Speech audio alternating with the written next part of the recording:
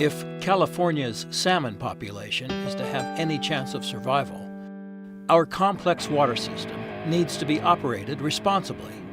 Last year, 3 times both the state and federal agencies responsible for water deliveries deliberately and willfully put salmon at serious risk. This year, the Golden Gate Salmon Association will make sure that mismanagement will not be tolerated. This is the cross-channel gates. The cross-channel gates are designed to prevent the Sacramento River from flowing naturally to the bay and the ocean. October is a critical time. Salmon need to be able to smell the water in which they were hatched if they're to make their way home in order to reproduce.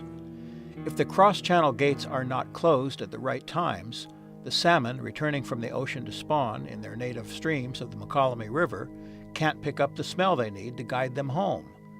That's because the water from the much bigger Sacramento River overwhelms the McCollum smell. 2010 and 2011, the gates were closed. There were far higher numbers returning to their natal streams to mate in those 2 years.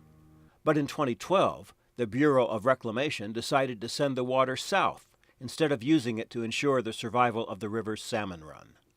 GGSA strongly objected and urged the National Marine Fisheries Service and the California Department of Fish and Game to insist that the gates be closed, but the Bureau of Reclamation refused. A clear case of mismanagement that, without a doubt, cost us a significant part of the 2012 McCollum River salmon run. Also in October, in another example of seriously bad choices, the California Department of Water Resources decreased the amount of water released from Orville Dam down the Feather River. They reduced the water after salmon had spawned on what were then the river's banks. That caused the river to shrink, leaving the salmon nests and eggs high and dry. Central Valley fall run salmon are the last remaining commercially viable run of salmon in California. Their eggs must remain submerged under 57 degrees. A similar thing happened in November in the upper Sacramento River. Over the course of a week, they cut flows by over 25%. That caused the salmon eggs to dry out.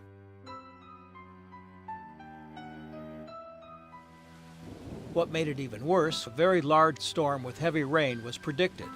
If they had waited, that rain would have swelled the river and ensured the survival of the eggs. The decisions made by water managers in charge of our water infrastructure need to be right. Nothing less than the entire future of California's salmon industry and your ability to catch them is at stake.